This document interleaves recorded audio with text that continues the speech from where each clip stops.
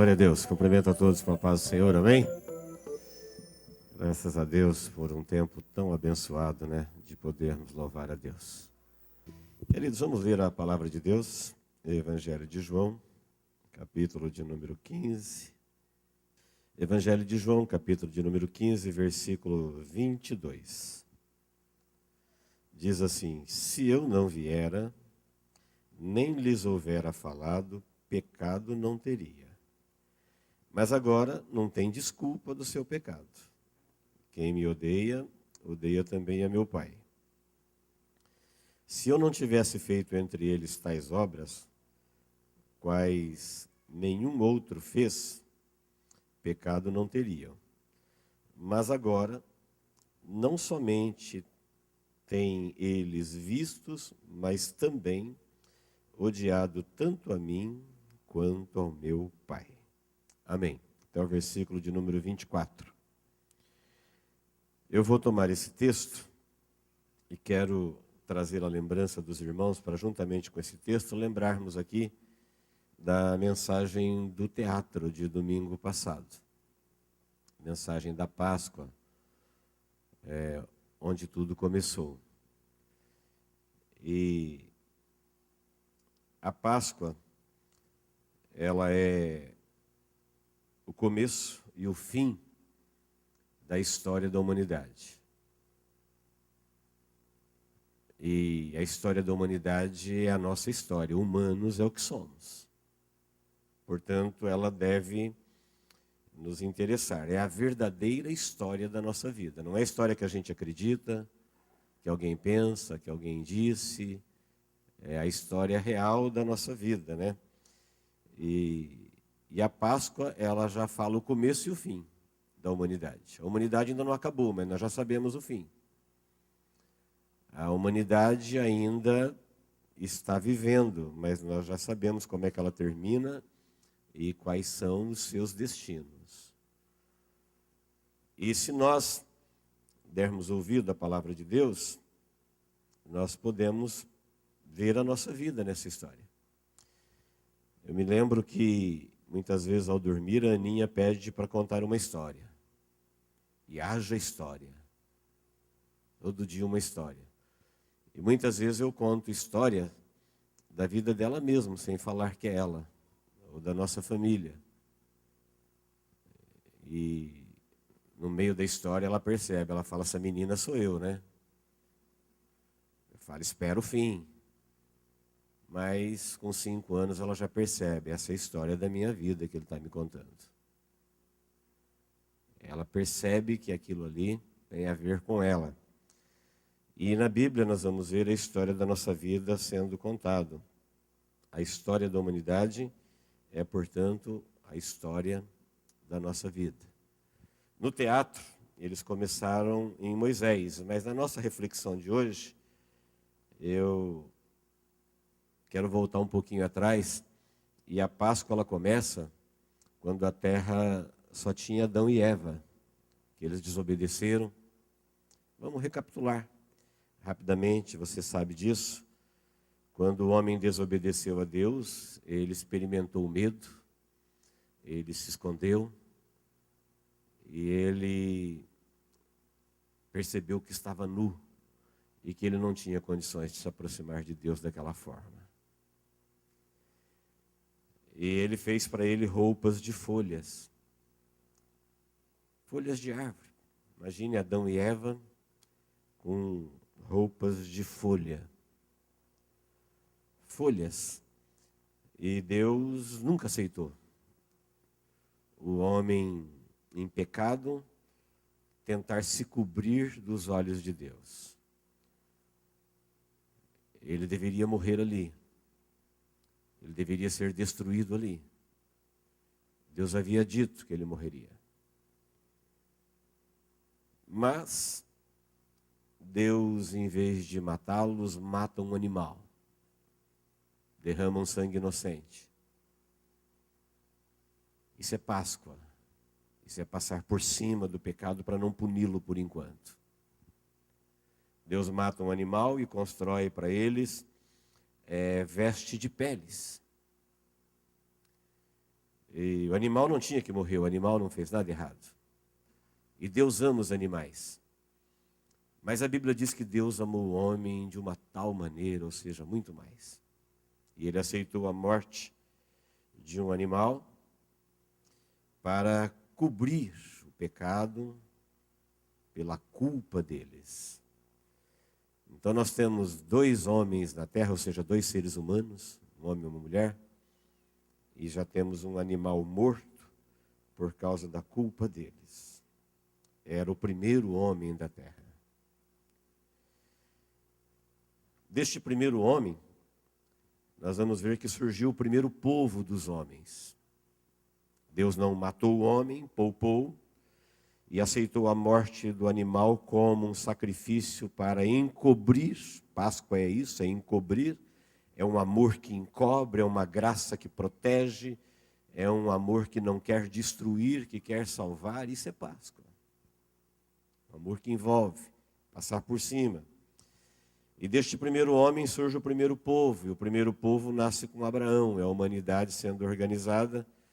E os irmãos conhecem a história de Abraão. Abraão, ele ganhou um filho de Deus, ele não podia mais ser pai, nem a sua mulher lhe dar um filho, mas por ação direta de Deus, ele teve um filho dado por Deus, e ele amou esse filho, e havia uma promessa de Deus sobre este filho único, de que a descendência dele seria como as estrelas do céu, e ele recebe a ordem de Deus para matá-lo. Nós sabemos que Deus nunca quis e sempre abominou sacrifícios humanos, mas Deus queria que esse povo soubesse que a Páscoa era um pai matando um filho, para não matar o pecador. A culpa é do pecador, não é do pai, não é do filho. E por que o pai vai matar o filho? Porque ele está se colocando no lugar do pecador. Então o pai vai sacrificá-lo. Então, para o sacrifício do filho de Abraão, teve um substituto, mas para o sacrifício do filho de Deus não teve. Ele teve que morrer pelos nossos pecados. Por este povo que veio de Abraão, é que o cordeiro foi morto. Os filhos de Abraão, quando eles eram um número bem reduzido, eles foram para o Egito, no número de 70, e 430 anos depois é que Moisés, pelo chamado de Deus, os tira de lá, e a saída foi tão marcante, que na 10ª praga era para matar o cordeiro, de novo, olha o cordeiro, que encobre, e colocar o sangue nos umbrais das portas, e em toda casa que houvesse sangue nos umbrais das portas, o anjo passaria por cima e ali não morreria o primogênito. Isso virou a badalada festa da Páscoa, do chocolate, mas o evento era tão santo, era tão poderoso, ele é tão perigoso, que Deus zerou o calendário, falou, este vos será o primeiro dos meses, será o primeiro dos anos, por isso que existe o calendário religioso e o calendário civil. O calendário religioso de Israel começa aqui, na primeira Páscoa que foi encenada aqui domingo passado. Tal era a importância do evento. Então, o primeiro povo, eles celebram a Páscoa, essa Páscoa era profética, ela apontava para Cristo, e deste povo viria o Cordeiro de Deus, não mais que encobre, mas agora que tira o pecado do mundo, definitivamente, que era Jesus. Primeiro homem, primeiro povo. Aí vem o segundo homem sem pecado, Jesus, que veio deste povo. Ele é o prometido por Deus lá no Éden, lá na primeira Páscoa, quando Deus ama o homem de tal maneira e providencia um Salvador, e promete um Salvador para a humanidade que estava começando. Esse prometido chegou por Deus, ele veio para salvar o homem, e João Batista, que foi enviado por Deus para preparar o caminho, diz, é ele o Cordeiro de Deus que tira o pecado do mundo. Ele vai tirar o pecado, e se ele tirar o pecado, ele tirou a morte, porque foi o pecado que trouxe a morte. Ele vai tirar a morte da humanidade. Ele vai morrer por todos. Todos nós havíamos herdado a morte em Adão e agora teríamos a possibilidade de herdarmos a vida em Cristo. Esse Cordeiro de Deus que tira o pecado do mundo, ele faria um chamado à humanidade para se arrepender daquela desobediência a Deus que iniciou dentro do Éden e continuou fora. E era para se arrepender de desobedecer e era um chamado para se reconciliar, porque Deus estava aceitando os homens de volta agora no sacrifício do Cordeiro de Deus que tira o pecado do mundo. Ele veio para pregar essa reconciliação e que o homem tinha que fazer era algo que estava ao seu alcance. Ele tinha que se arrepender de ter desobedecido e, em consequência da desobediência, ele vai morrer eternamente. Se ele se arrepender, em consequência do arrependimento, ele vai viver eternamente. Não existe proposta mais santa, mais saudável, mais abençoadora do que essa. É só uma decisão. Você não decidiu desobedecer? Decida se arrepender. Deus me mandou para dizer que Ele ama muito vocês e que Ele quer se reconciliar. Ministério da reconciliação, que todo cristão tem na sua vida. Quem está me entendendo, diga amém. Muito bem, deste segundo homem que veio trazer essa mensagem de arrependimento, acabou surgindo o segundo povo, que é o povo cristão. O primeiro povo nasceu de Adão, que foi os judeus. E o segundo povo nasceu de Jesus, que são os cristãos. Este povo agora vai dar origem à nova humanidade. A velha humanidade termina no túmulo. A nova humanidade, ela entra na vida eterna. A velha humanidade, ela é descendente da desobediência, da rebeldia que começou no céu com Lúcifer e passou à terra Adão. A nova humanidade, ela é descendência da obediência de Jesus a Deus. Jesus fez exatamente o contrário do que Adão fez no Éden. Jesus foi obediente até no deserto. Não somente no Éden. E agora, esta nova humanidade, eles são tirados do mundo e se torna um reino real, um reino visível. Um reino de pessoas naturais, são chamados filhos de Deus. Eles são cheios de amor, porque foram amados, primeiro. Eles são cheios de fé, porque foram presenteados com o dom da fé. Então, eles se relacionam com Deus longe dos olhos, longe da razão, longe da explicação. Esse povo existe. Esse povo é real, esse reino é invisível, mas isso é um reino verdadeiro. É uma pena que muita gente que às vezes é acostumado com a religião, imagina que esse povo é uma ficção. Não, esse povo é fruto da ação de Deus na terra. Foi por este povo que Deus aceitou a morte do filho dele. Foi por este povo que Deus não acabou com tudo no princípio. É por este povo que Deus ainda sustenta todas as coisas. Ele fala, é por amor aos escolhidos. Esse povo existe. Ele está aqui. Pode ser que não sejam todos daqui. Pode ser que sejam todos. Eles estão aí espalhados pela terra. Este povo é um povo que ama porque foi amado, tem fé porque foi presenteado, é fiel porque foram feitos livres. Eles podem escolher o que eles querem ser. Foram libertos. Mas, iluminados pelo Espírito, do quanto receberam, do quanto foram amados, eles decidiram ser fiéis a Deus. E eles são servos, porque tem muito serviço no reino. Então eles são servos livres. Ainda na quarta-feira nós meditamos aqui que muita gente abandona Deus porque Deus não prende. E eles ficam só com a religião, porque a religião prende. Os religiosos prendem. Todo sistema religioso é encarcerador. E tudo que encarcera é religião. É coisa humana. A Bíblia fala: se o Filho vos libertar, verdadeiramente sereis livres. Então Deus não tem servos presos e Deus também não tem livres que não servem. No reino de Deus todo mundo serve. Quem não serve não é do reino, e quem é preso não é do reino dos céus, é do reino dos homens. Quem me entendeu, diga amém. Isso é uma verdade bíblica. Eu ainda citei o exemplo.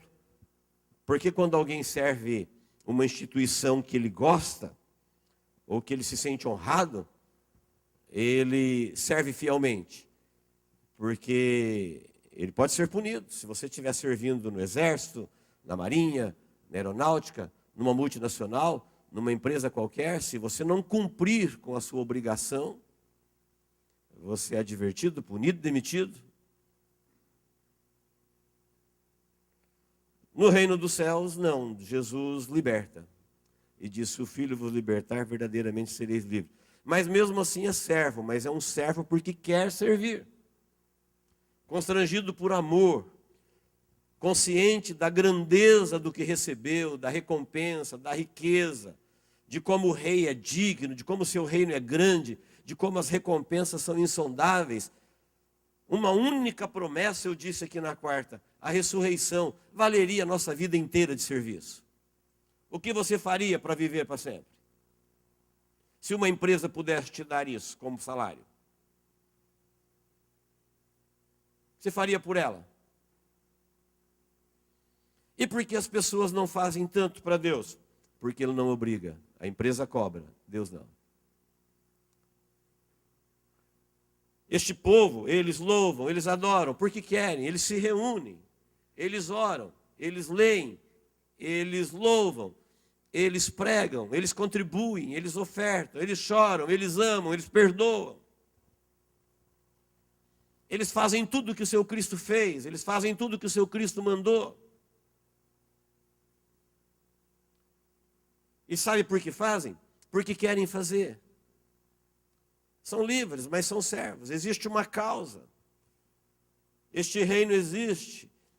Tem rei, tem ordem, tem serviço, tem trabalho, tem um porquê, tem galardão.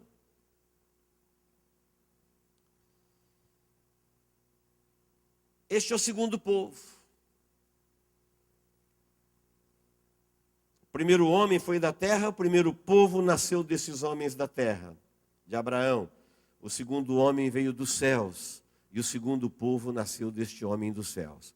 Por isso, a herança deste povo, o grande galardão, e tudo que esse povo herdará, não está na terra. Está nos céus. As bênçãos que eles têm na terra são bênçãos transitórias. Chegamos nesse texto que nós acabamos de ler, em que Jesus diz que a Páscoa,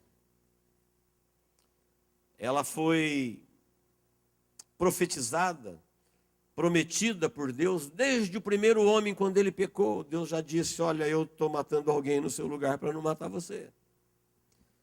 E você só vai morrer se você quiser morrer. Ninguém morreu sem ouvir isso. Jesus disse isso para o primeiro que ia morrer. Deus diz isso para o primeiro que ia morrer.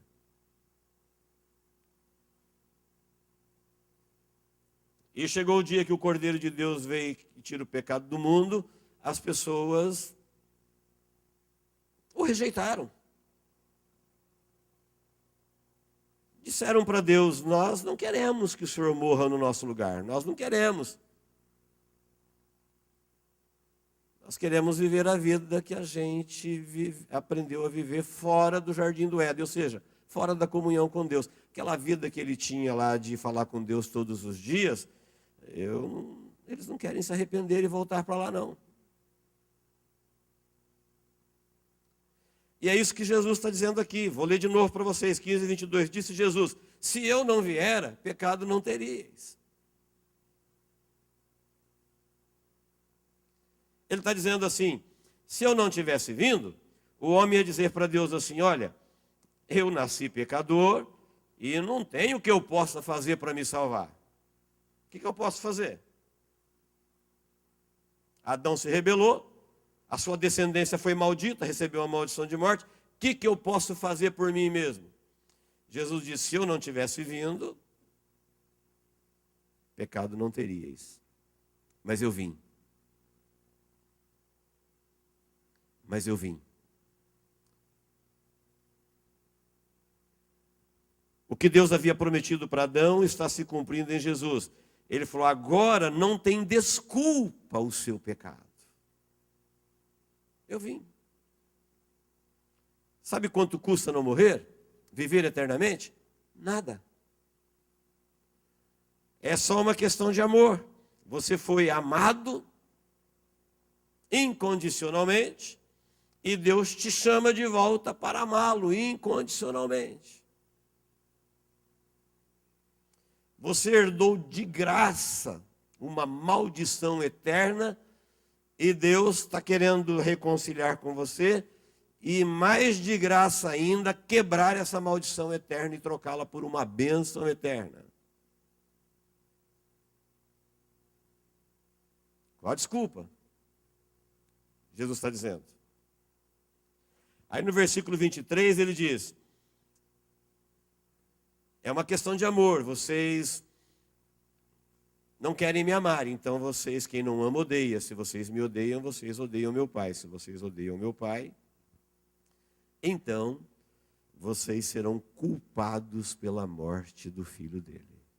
A humanidade está dividida entre aqueles que a morte de Jesus alcançou e os que foram culpados por ele. Lógico que alguém vai protestar, vai dizer: eu não estava lá jogando pedra na cruz, eu não estava lá enfiando a lança em Jesus. Você estava representado, eles eram homens, e humanos é o que somos.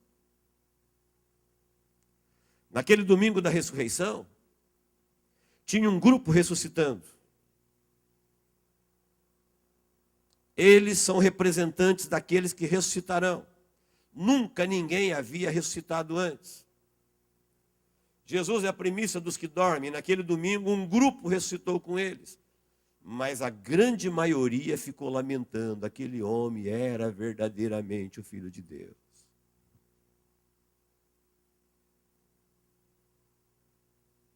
O grupo que ressuscita representa os que vão ressuscitar. O grupo que ficou lamentando representa aqueles que não vão ressuscitar para a vida.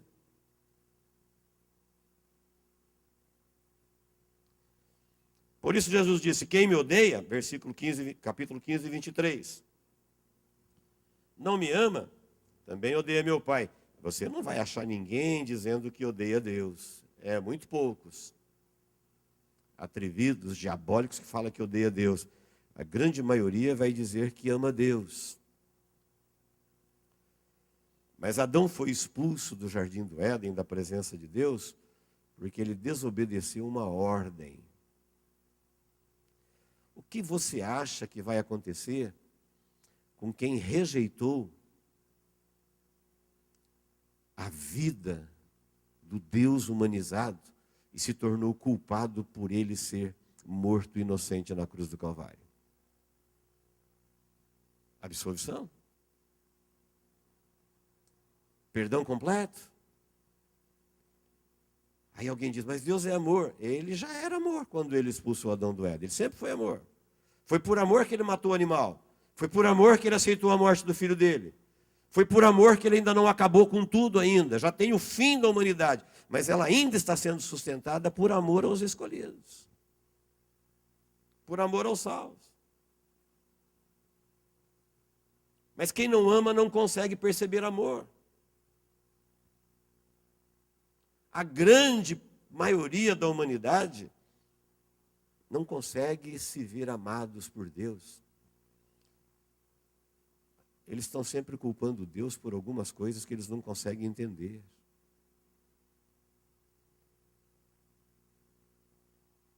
Eles estão sempre fazendo muito pior do que Adão fez.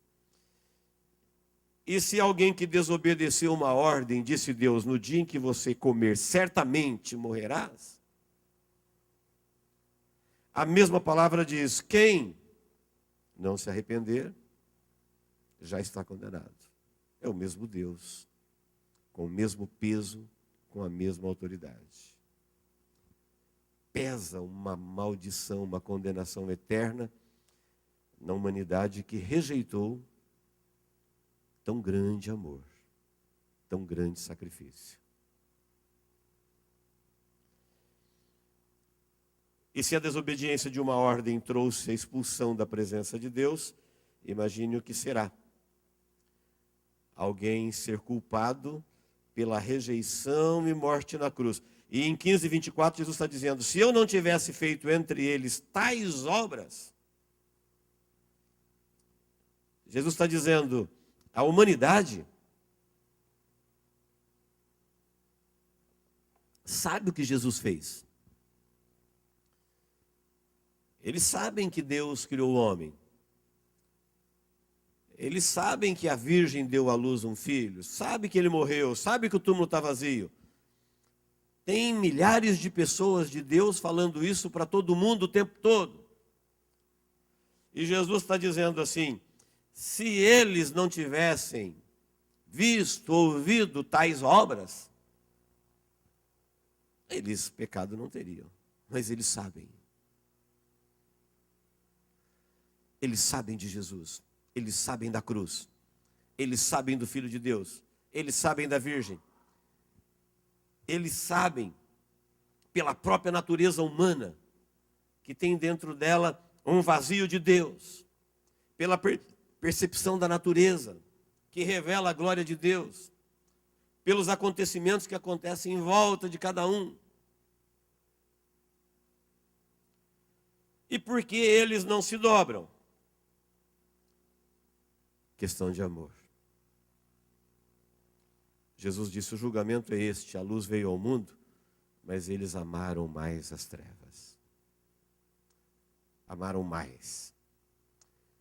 Ainda hoje, tem muitas pessoas que já amaram mais a Deus. Hoje eles amam menos a Deus e mais o mundo. Menos a Deus e mais o eu. Menos a Deus e mais as religiões. E Deus é uma pessoa, Deus não é uma instituição. E quando ele não ama Deus, não importa o que ele ama mais, ele fica sem Deus. Deus não pode ser o segundo em nenhum lugar. Onde Deus não é o primeiro, ele não é. Ele não está. E aonde Deus não está, não há vida. Aonde Deus não está, não há céu. Aonde Deus não está, não há esperança. Não há amor, não há paz, não há justiça, porque tudo isso são coisas que emanam de Deus. Quem está me entendendo, diga amém. Agora, no texto conhecidíssimo que a gente sabe de cor da ceia, em 1 Coríntios 11, 27 a 30, você vai encontrar ali que Paulo está explicando a última Páscoa de Jesus com os discípulos, instituindo a ceia, que a igreja toma todos os meses.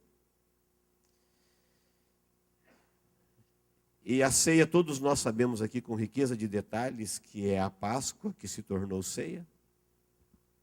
A Páscoa dos judeus se tornou a ceia dos cristãos, porque a Páscoa se cumpriu em Cristo. A promessa da velha humanidade se cumpriu em Cristo e Jesus agora transforma a Páscoa em ceia e diz que agora esta nova aliança para a nova humanidade, ela vai ser celebrada até o dia em que ela vai ser celebrada com ele no céu.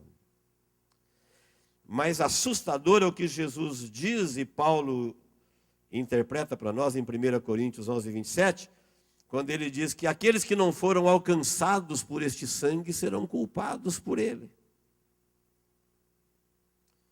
É o texto que a gente lê todo mês. Versículo 27, ele diz assim: por isso aquele que comer do pão e beber do cálice do Senhor indignamente, será réu do corpo e do sangue do Senhor. Você sabe o que é réu? Réu é levado em juízo e considerado culpado. Culpado do quê? Do corpo e do sangue do Senhor.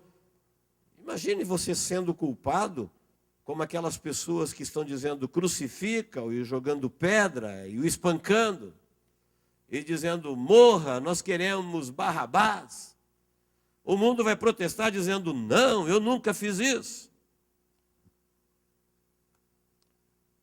Fizeram pior do que isso quando rejeitaram tão grande oferta de amor na cruz do Calvário. A ofensa a Deus foi brutal. Deus sustenta uma humanidade que Ele mesmo condenou à morte eterna, suporta o seu pecado e encobre ele com sangue de touros, de novilhos, de cordeiros. E diz, não te devo isso, não preciso fazer isso, mas quero que você fique sabendo que eu estou fazendo isso porque eu te amo. Amor de Deus, amor insondável, amor inexplicável.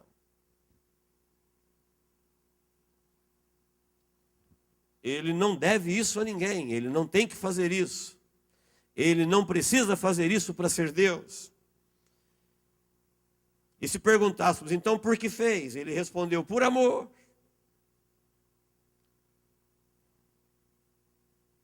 Então vou dar a vocês uma Páscoa, vou encobrir o vosso pecado até chegar o sangue que vai removê-lo definitivamente. E quando vocês souberem deste amor, vocês voltarão para dentro do Éden. Ou seja, para a comunhão diária, para o arrependimento de ter desobedecido. Mas a maioria ficou do lado de fora gritando, crucificam. Eles representam todas as pessoas que o rejeitam. Que rejeitam o rei, que rejeitam o seu reino, e que não fazem parte deste povo, da nova humanidade que nasceu a partir de Cristo, que são incansáveis, que são cheios de amor, são servos livres. Eles foram transformados em servos livres pela ação poderosa do Espírito Santo de Deus. Eles estão por aí. Eles estão aqui, eles estão no mundo o tempo todo. O Espírito Santo tem forjado esse tipo de gente. E muita gente tem se descuidado quanto ao seu serviço, quanto à sua fidelidade, e tem deixado o amor por Deus se esfriar e perdendo tudo isso. Quando Paulo diz que quem não for alcançado por este sangue, ele será culpado por ele. Porque estes dois grupos, eles são grupos representativos. Aqueles primeiros que ressuscitaram, é um aviso que a grande ressurreição dos salvos está chegando. E é um aviso que quando os salvos ressuscitarem, os outros não ressuscitarão, como aconteceu lá na época de Jesus. Só que Paulo continua dizendo, no versículo 28, dizendo, então examine-se o homem, e assim mesmo, e assim coma do pão e beba do cálice. Eu poderia dizer para Adão, Adão, por que você foi comer? Você não precisava disso. Eva, por que você foi comer? Você não precisava disso. Não te faltava nada. Deus era tudo o que você precisava, e Deus era o que você tinha.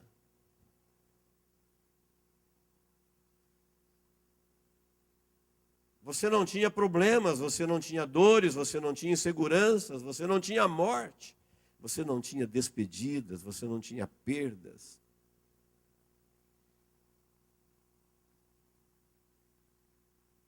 Mas eu creio que Adão se arrependeu e está salvo, porque Adão viu Deus. Ele viu a besteira que ele fez.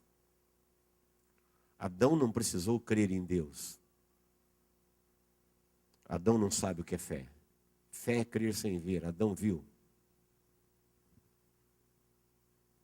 Mas se eu dissesse isso para Adão, ele vai dizer para mim: e por que você também não aceitou ele? Era tudo tão de graça. O que deu na tua cabeça que você não trocou a vida eterna pela morte eterna se era de graça? Porque você não amou a Deus em primeiro lugar? O que tem na terra aí para você amar mais do que a Deus? O que existe no mundo aí que possa ser melhor do que Deus para você amá-lo mais? O que você fez com você, ele diria para mim. O que tem na terra de mais rico do que aquilo que Deus prometeu para você está na palavra dele. E o que eu diria para ele?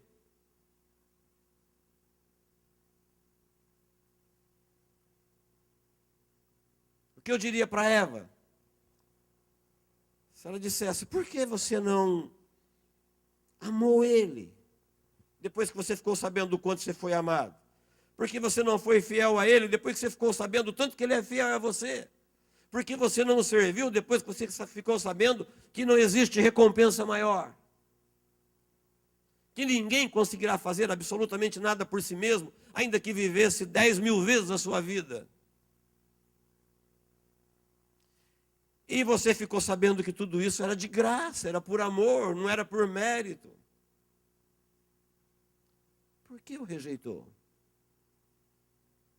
Se eu perguntasse: por que você o desobedeceu? Ele me perguntaria: por que você o rejeitou? Por quê?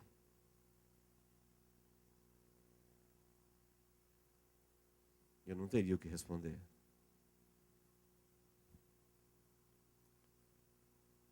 Aí Paulo diz: então o homem examine-se a si mesmo.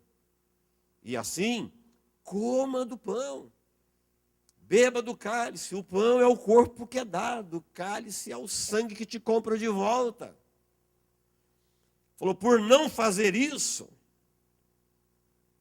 é a razão porque há entre vós muitos fracos, doentes e não poucos que morrem. Sabe o que Paulo está dizendo? Tem crente fraco, tem crente doente, tem crente morrendo espiritualmente. Sabe por quê? Porque eles estão rejeitando o Senhor a cada oportunidade da sua vida. Por motivos mais tolos e torpes possíveis. O que um crente deixa de considerar muitas vezes é que isso que ele está ficando fraquinho agora porque quer. É porque sabe o que acontece? Deus entende, Deus sabe. Isso é para sempre. Eu estou doente espiritualmente porque a culpa é do A, a culpa é do B, a culpa é do C. Isso é para sempre, é eterna essa decisão aí. Quem está me entendendo, diga amém. Eu estou morto espiritualmente, a culpa é do fulano. É para sempre. Você está querendo ficar fraco, está querendo ficar doente, está querendo ficar morto. Está sabendo que isso daí é para toda a eternidade?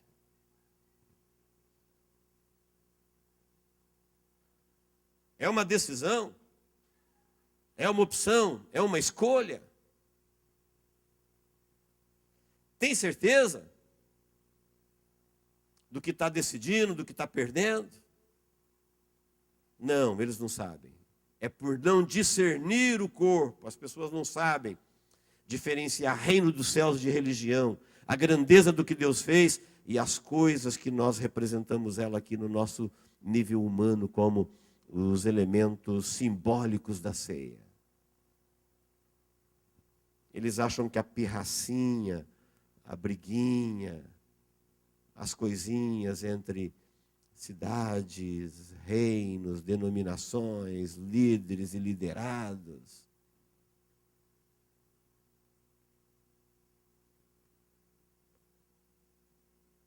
alguém ainda se sente bem em estar afundando espiritualmente para que o outro seja culpado. Não, é a minha vida, é a tua vida. A Bíblia fala olhando firmemente para Jesus, o autor e o consumador da fé.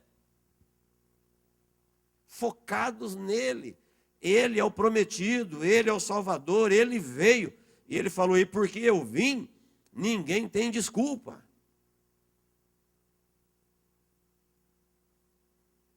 Ninguém tem desculpa. É a vida eterna. É a salvação eterna. É a eternidade com Deus. Quem perder isso, terá a eternidade no lago de fogo, com o diabo e seus anjos. Será que os fracos, que não querem sair da sua fraqueza, querem se aliar à sua dor, têm consciência disso? Talvez não. Por isso a palavra diz, levanta-te, desperta. Ele veio, ele fez as obras. Nós temos um Cristo vivo, um Espírito Santo, um Evangelho vivo, um túmulo vazio, 2000 anos de testemunho da igreja. Nós temos experiências pessoais de que Jesus é real, de que o Espírito Santo existe. Se ele não existisse, nós não estaríamos aqui.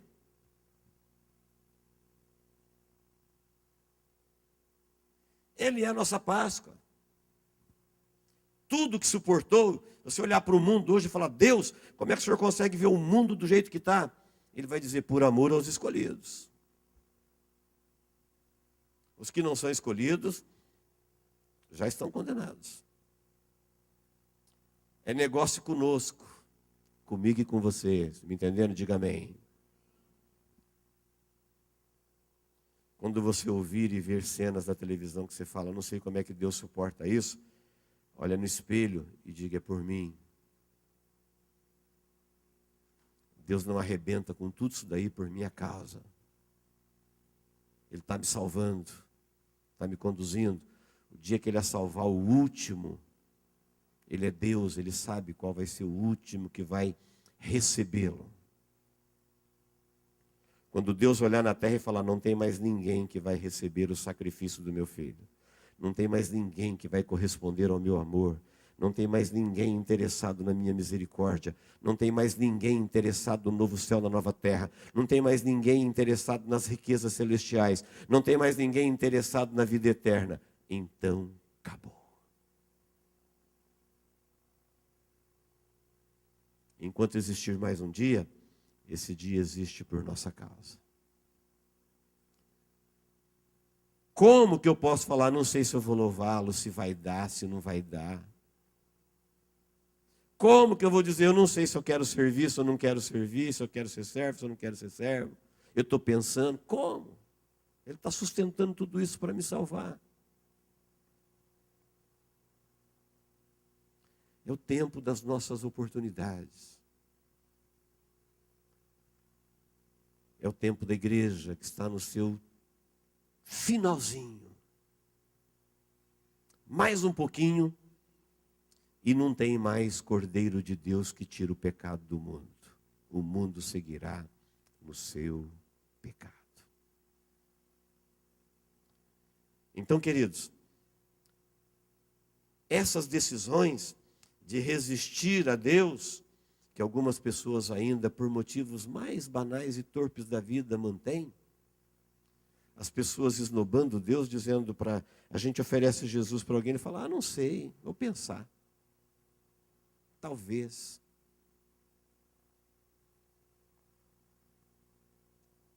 Deus não estará disponível para sempre. Existe um tempo. E esse tempo está acabando. Que o Senhor nos ajude a entendermos o que Jesus explicou em São João 15, 22, ele falou, olha, eu vim, fiz as obras, eles sabem, desculpa ninguém mais tem. Todo mundo sabe. E agora, no texto da ceia, ele diz, eis o porquê há entre vós fracos, doentes e não poucos que dormem. Dormem aqui é mortos. tem gente que não tem mais vida espiritual. Motivo? Por não discernir, ou seja, saber com clareza o que é o corpo e o sangue do Senhor. Aquele corpo e sangue vertido por nós na cruz do Calvário tem a ver com a história da nossa vida. Ou você faz parte do grupo que voltou e se reconciliou, e sobre a sua vida está o sangue de Jesus e te dará o direito à vida eterna, ou você faz parte daqueles que morreram na desobediência a Deus. Não tem 3 grupos, nem 4, nenhum. A humanidade está dividida no sacrifício de Jesus na cruz do Calvário. Amém, queridos? Que Deus nos abençoe em nome de Jesus. Vamos ficar de pé, vamos orar.